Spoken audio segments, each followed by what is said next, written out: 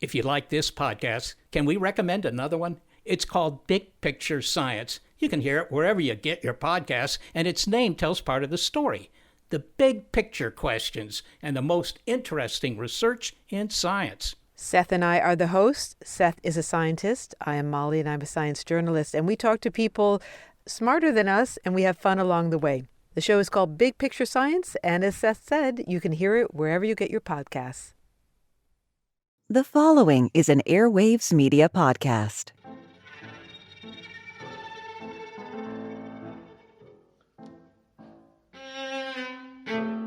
We all have to eat, but what we eat can often define us, or at least symbolize us, like poutine in Canada or spanakopita in Greece.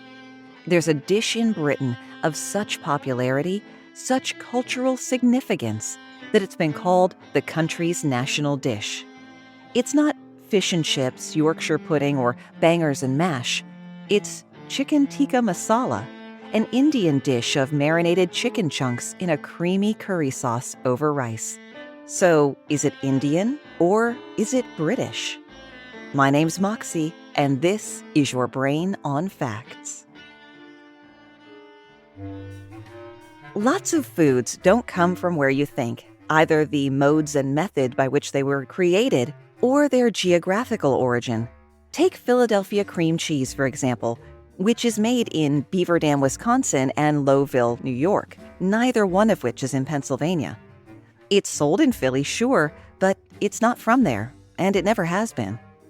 This versatile soft cheese, without which a bagel lives its short life unfulfilled, was invented in New York in 1872. It was named after the city of brotherly love in 1880 out of pure marketing, because the Philly region was known for good dairy products, like when companies put a grandma on the label to make things seem all homey and Hamish. Now, as you know, I love a bonus fact dropped into a conversation, mine or someone else's. Sometimes I get it wrong, repeating an improperly vetted item. But on the really choice days, someone else gets it wrong, and I get to correct them. So, Ray, this is for you. For 'twas from my friend Ray that I heard that one of the most popular dishes in American Chinese takeaway, General Tso's chicken, is named for a brutal warlord who would have prisoners cut into pieces and fed to each other, or people were fed their families, or some other outrageous claim. So who was General Tsao, and how did he get a tasty, tasty chicken dish named after him? General Tsao was a real person, Zhu Zongtang, a Chinese statesman and military hero from the Hunan province, a sort of General MacArthur type in the 19th century. General Tso's chicken is a dish of battered, fried, and sauced chicken bits with veggies that dates to around 1991. At least according to Hunan-born Taiwanese chef Peng Chang-kui, who claimed to be the first to serve it at his restaurant in China before bringing it with him to Peng's restaurant in Manhattan. However, the proprietors of Shunli Palace, also in New York, say that their chef, T.T. Wang, invented it in 1972. A well-known and talented chef, Peng orchestrated and supervised the grand banquets of the Chinese nationalist government until they were toppled by Mao Zedong's Cultural Revolution in 1949, and Peng fled to Taiwan. During the 50s, Taiwan became a haven for classical Chinese cuisine. Peng opened a restaurant in the capital of Taipei, and for years served food inspired by traditional Hunanese cooking, including the now famous General Tso's chicken.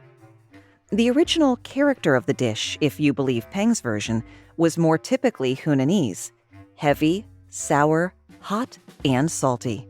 And that definitely wouldn't have salacious undertones if I said it in my sexy radio voice. Might put that on the Patreon as an exclusive.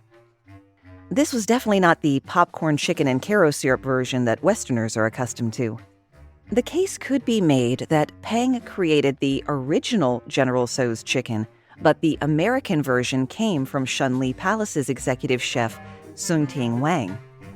He's been credited with helping to popularize spicy Sichuan cuisine in the States, and maybe cribbing Peng's menu.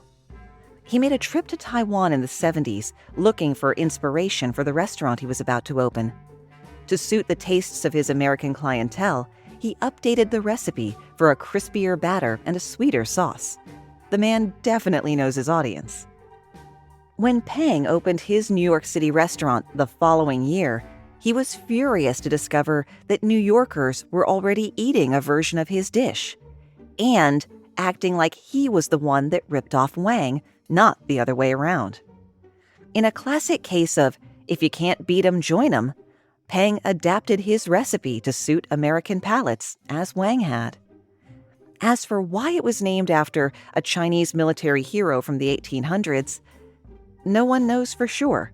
But it could be as simple as the general being from the chef's home province, and nothing as salacious as punitive cannibalism.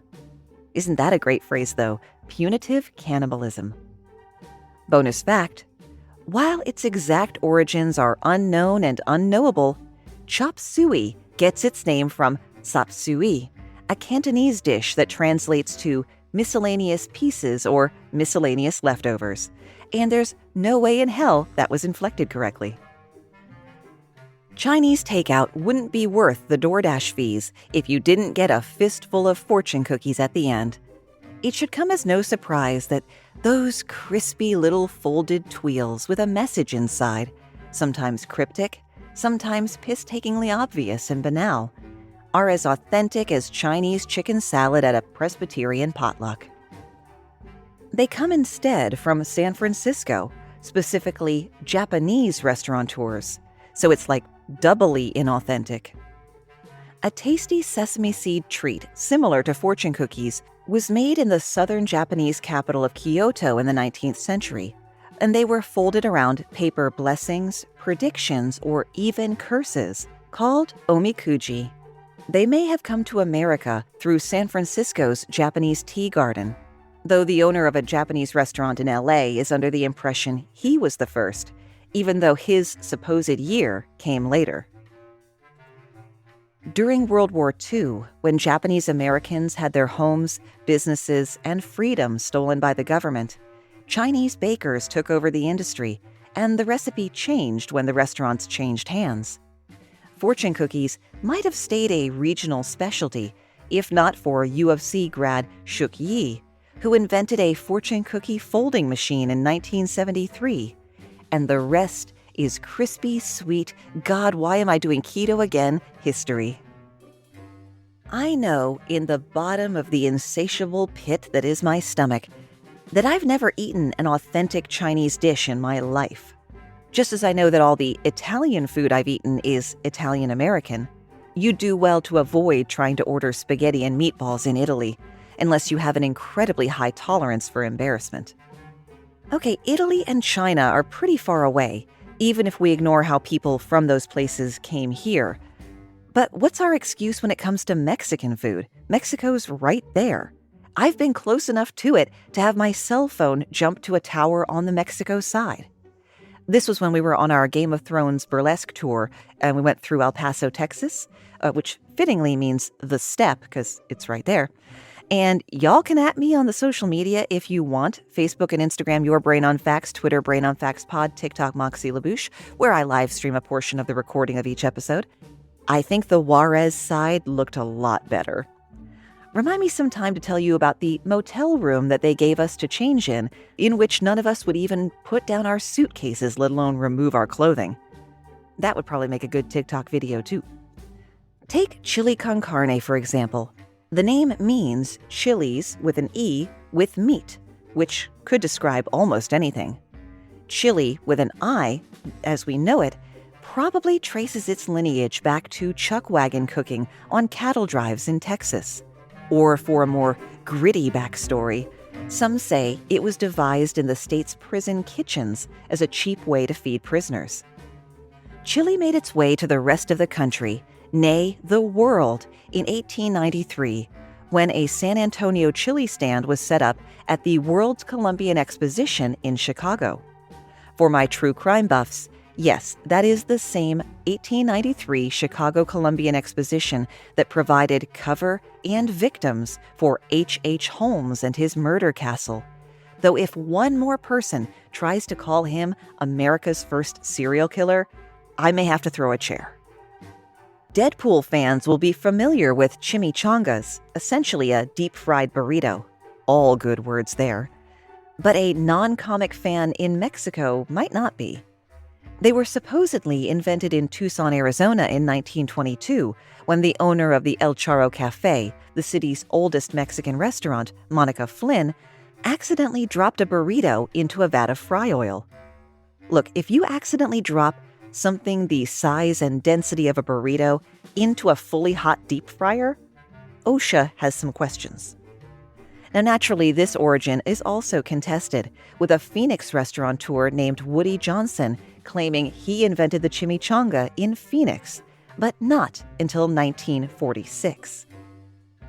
At least it's closer to being Mexican food than a taco salad, a large fried flour tortilla shaped like a bowl, filled with generally fast food taco ingredients and a tiny, tiny amount of lettuce. This comes to us not from Mexico, but from Disneyland. Charles Elmer Doolin, a candy store manager in San Antonio and the inventor of Fritos, based on a recipe he bought off a Mexican immigrant, created the tacup, or tacup, T-A-C-U-P, no hyphen. I guess you gotta say it like a Western Australianer, tack-up, in the 1950s. A taco shell shaped like a fluted pastry into which he heaped the fillings. The Frito company opened an, if you squint hard enough at it, Mexican restaurant called Casa de Fritos in Disney in 1955 with the tack-up in tow. I still don't know how that's supposed to be pronounced. People really dug it, and soon other restaurants were making their own. What about queso dip, the creamy Tex-Mex equivalent of fondue that should be mandatory, not extra, and is related to dishes from northern Mexico, like queso fundido, melted cheese, or queso flameado, flamed cheese. But they are distant cousins to the queso you get north of the border, which started life, as far as we can tell, as a melted block of Velveeta processed cheese and a small can of Rotel diced tomatoes and green chilies. Still, it is gooder than hell and proof positive that there are use cases for processed cheese food product, aka American cheese. Now look, I know my voice is right now reaching people all over the globe, especially the European parts, where their love of a good cheese exceeds even my own. I come to bury American cheese, not to praise it. Well, that's not exactly true. For or against American cheese is not the hill I'm dying on. Not today, anyway. Speaking of Europe, the story of American cheese actually starts in Switzerland. In 1911, Messrs. Walter Gerber and Fritz Stettler were trying to produce cheese with a larger shelf life, more suitable for export, and they combined local Emmental cheese with the preservative sodium citrate. This produced a smooth, melty cheese that held up better. It was Cheddar's at bat 5 years later in the U.S., when Canadian-born James Lewis Kraft patented the process. He wrote in his patent claim that he intended to convert cheddar into a shelf-stable product that could be stored without going bad while maintaining the characteristic flavors of the cheese. His brother Norman Kraft patented a box lined with metal foil into which the still soft cheese could be poured. The result? A practical and portable way to bring cheese to millions, including troops stationed overseas during the World Wars. According to the New York Times, Norman, now Kraft's head of research, wanted a way to make the product even more convenient. In 1935, he began experimenting with ways to sell the cheese pre-sliced like a loaf of bread, rather than as a brick, the hallmark of all fine food coming in brick form. It would take all the way up to 1950 before Kraft Deluxe processed slices, 8 naked cheese slices stacked one atop the other, hit the grocery dairy case. The last piece of the puzzle came 6 years later with the process to individually wrap each slice, making the product super convenient and environmentally chaotic evil. But it was the 50s. They didn't have the environment yet. Busy moms, growing young kids, and those who simply can't be asked love the convenience, to say nothing of the unmatched, and I mean this, unparalleled quality of it in a grilled cheese sandwich. A toasty, I believe, for those across the pond. But there is a strong anti-fan base, and there was from the beginning. Gourmands and dairymen who were none too keen, claiming this product wasn't even legally cheese. Per FDA regulations, a cheese must contain at least 51% cheese curd. The ingredient list for a product like Kraft Singles, boasting milk, whey, milk protein, milk fat, calcium phosphate, salt, sodium citrate, whey protein, sodium phosphate, ascorbic acid, cheese culture, enzymes, annatto, paprika, it just didn't cut mustard. See, I said mustard there because we're talking about cheese, but the phrase is really to cut or to pass muster, like the military term. Rules are rules, and thus the blue cuboid packages say pasteurized processed cheese food. The anti-American cheese crowd didn't feel that that was going to be enough. The term was still too close to cheese. It has the word cheese right in it. One of the preservatives, sodium phosphate, can also be found in embalming fluid for preserving corpses. Now, if you try to say, Kraft Singles has embalming fluid chemicals in it, I'm gonna have to come over there and talk to you.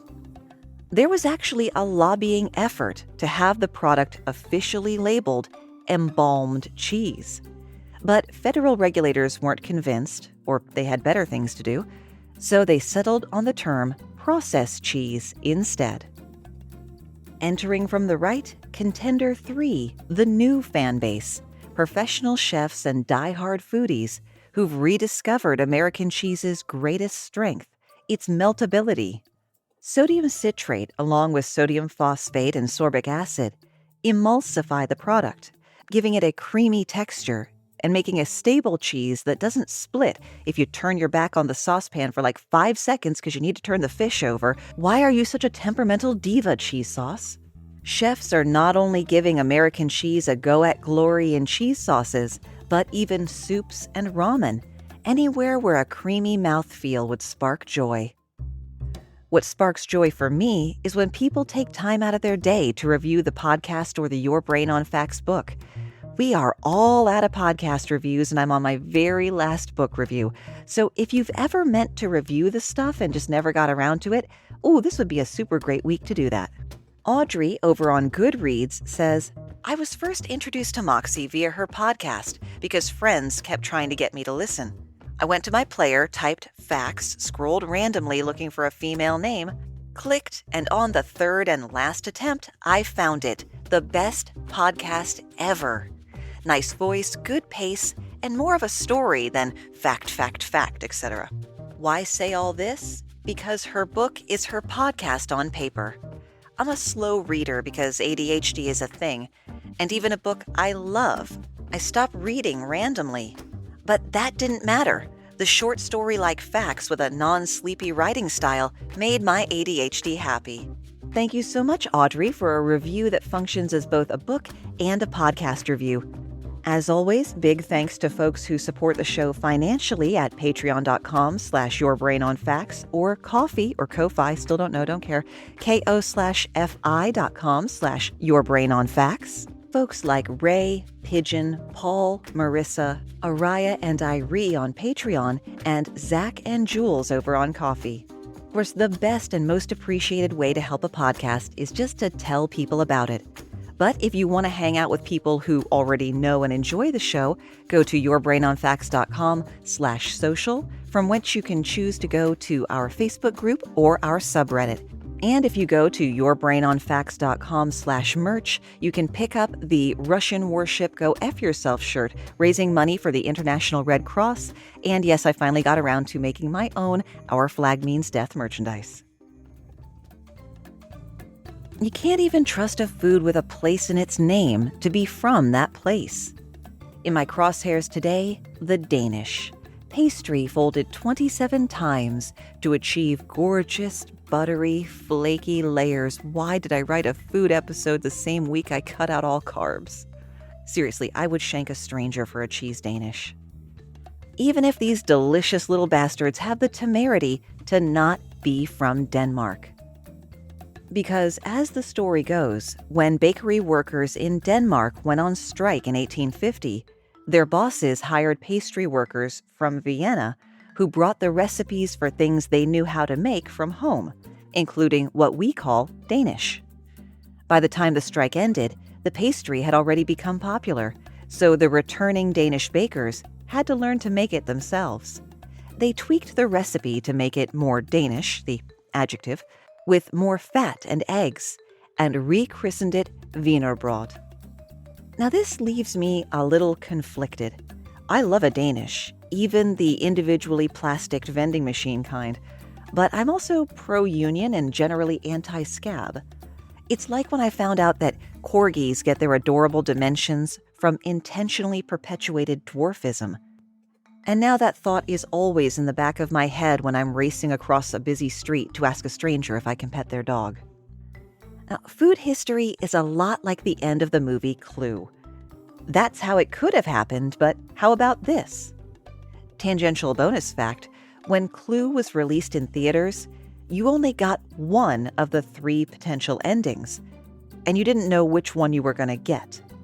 Director Jonathan Lynn had it in his head people would gladly keep buying tickets until they lucked into all 3 endings. Theaters then tried scheduling for the individual endings, but nobody wanted to pay to watch the movie multiple times. It's a major reason it bombed at the box office. Anyway, while Austrians did bring the pastry to Denmark in the 19th century, according to the Danish Bakers' Union, who sound like they should be authorities on the subject, the Danish started not in Austria even, but in France 2 centuries earlier. That origin story, still colored with apocrypha, has it that it was all a happy accident. Apprentice baker Claudius Gelée forgot to add butter to the flour and hurriedly added it in media res. Rather than getting sacked or just skating by when no one noticed, he was praised by his boss for the amazing product that resulted. In 1622, Gelée opened a cafe in Paris, serving the 1,000 livres pastry, and opened a second shop in Florence, Italy, from whence the recipe traveled to Austria to be carried on to Denmark. Now, all this talk of France, Austria, and pastries will put my cleverest listeners in mind of the croissant, which we think of as quintessentially French as insert tired, unfunny stereotype here. Legend has it, Viennese bakers working through the night heard Ottoman Turks trying to tunnel beneath the city during a 1683 invasion. They alerted the city's defenses, in essence saving it from an Ottoman siege. In celebration, the bakers created a pastry symbolizing the crescent moon, a prominent symbol on the Turkish flag. The usual story, and one I've put forth myself, sorry to say, is that the homesick young queen Marie Antoinette introduced to France the kipfel, a curved cookie precursor to the croissant, and by extension, the croissant itself. Yes, I am going to be pronouncing it croissant. Buckle up. Trouble is, evidence for this is thin on the ground, an especially significant gap considering how extremely in the public eye Marie Antoinette was.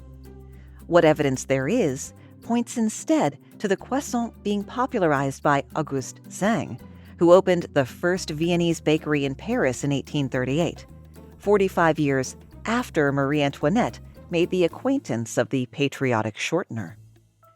Zang's bakery was a solid success thanks to newspaper advertising and elaborate window displays. He also patented a steam oven that used damp hay to give his pastries a lustrous sheen. I use an egg wash, but you do you. Zang also had his fingers in banking and mining and left the Paris boulangerie scene to start Austria's first daily newspaper, amassing a fortune along the way. Within a few decades, the croissant was firmly entrenched as a staple of French breakfast food. On a visit to Paris in 1872, Charles Dickens praised the dainty croissant on the boudoir table and bemoaned the comparatively dismal monotony of English bread and breakfast foods. Hey, he's British. He said it, not me. And now a word from our sponsors. There are really many reasons to listen to our podcast, Big Picture Science. It's kind of a challenge to summarize them all, Molly. Okay, here's a reason to listen to our show, Big Picture Science, because you love to be surprised by science news. We love to be surprised by science news. So, for instance, I learned on our own show that I had been driving around with precious metals in my truck before it was stolen. That was brought up in our show about precious metals and also rare metals, like most of the things in your catalytic converter. I was surprised to learn that we may begin naming heat waves like we do hurricanes. You know, prepare yourself for heat wave Lucifer. I don't think I can prepare myself for that. Look, we like surprising our listeners. We like surprising ourselves by reporting new developments in science and while asking the big picture questions about why they matter and how they will affect our lives today and in the future. Well, we can't affect lives in the past, right? Oh, I guess that's a point. So the podcast is called Big Picture Science, and you can hear it wherever you get your podcasts. We are the hosts. Seth is a scientist. I'm a science journalist, and we talk to people smarter than us. We hope you'll take a listen.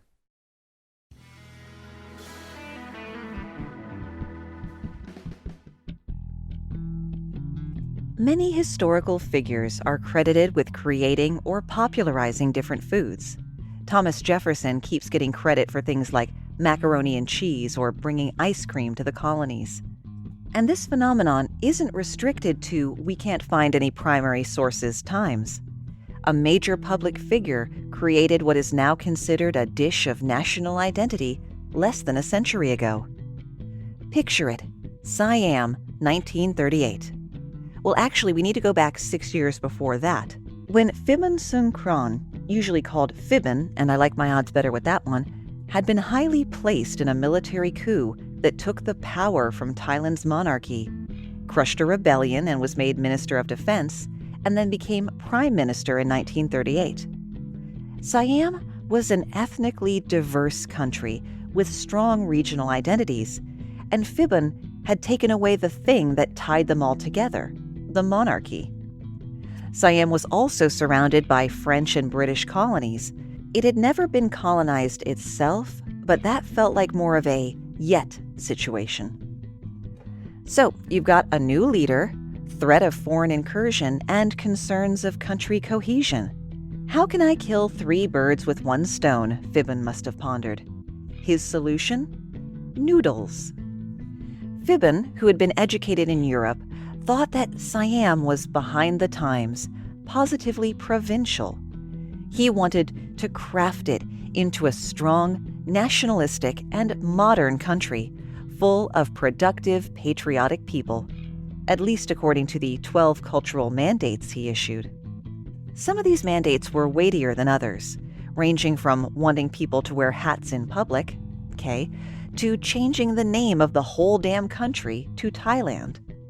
Now, to go on to create a national identity. An army marches on its stomach, and you can know a people by their food. As part of his campaign, Phiban ordered the creation of a new national dish, what would come to be called Pad Thai. Pad Thai is a direct descendant of Chinese Kway Teow Fat Thai, or stir-fried rice noodles Thai style, with flavors like mandarin, palm sugar, and chilies. It is so good when it's done right, and the first thing I order when we try a new Thai restaurant. It was having noodles rather than rice and stir-frying that set that apart from most Thai food. Phiban started promoting the dish, but don't go picturing brightly colored posters with Phiban smiling or anything like Michelle Obama hanging out on Sesame Street shilling for big vegetable. Remember, your man here is basically a military dictator, a phrase that is more awful than the sum of its parts, like a Reese's peanut butter cup made of boiled liver and regret. In an effort to build a nation with a firm and everlasting foundation, Phiban said in a public address in 1941, the government is forced to reform and reconstruct the various aspects of society, especially its culture. Government and forced should not be that close together either. Most of Fibbon's strategies for forging a common modern identity were pretty direct. Many of them were coercive. The government reformed and standardized the Thai language and banned other languages and dialects from schools. It closed the Islamic courts of Thai's Malay minority. They reformed school curriculums to highlight the continuity and shared history of Thailand, and I'm sure all of that information was totally factually accurate. Fibbon also followed the fascist handbook on how to create a cult of personality. Sadly, not the one-hit wonder from Living Color. Be sure to look that up if you're not old like me. Fibbon's portrait hung everywhere. His birthday was made a national holiday. They formed paramilitary youth groups, and state media related his every brilliant word and deed like a fawning grandmother in a nursing home who could finally get one over on Mrs. Axelby and her family of doctors. They called him simply the leader. Not every policy was frightening. I just want to give a full context of what was happening. Fibbon also told everyone to wear European pants and skirts and how often they should call their relatives. Not all scary, but all taken very seriously. Fibbon didn't even let people use a world war as an excuse for not fully towing the new modern line. For the Pad Thai portion of the Buy Thai campaign, the Public Welfare Department distributed recipes and even gave away free food carts so people could have their own Pad Thai stand. And just to be doubly sure that his people ate the right noodles, banned Chinese and other foreign food vendors. "Noodle is your lunch" became the slogan. By the end of World War II, the dish was in like Flynn and eventually spread around the world. And that's where we run out of ideas, at least for today. Chicken tikka masala didn't come from India, but it did come from Indian chefs, though stories clash about who actually thought to modify a butter chicken recipe to suit British palates. In 2001, the Foreign Secretary Robin Cook hailed it as a symbol of modern multicultural Britain, a perfect illustration of the way Britain absorbs and adapts external influences. Or as comedian Tommy Tiernan put it, invade a lot of other countries and have those people follow you home. The dish, now served in Indian restaurants around the world, is generally considered to be Indian at heart. Remember, you can always find the source links for the show and the full script at yourbrainonfacts.com. This podcast is proud to be part of the Airwave Media Network, along such other great shows as Art Smart, Clever, The Explorers Podcast, and The History of the Great War. Find out more at airwavemedia.com. Thanks for spending part of your day with me, and stay safe.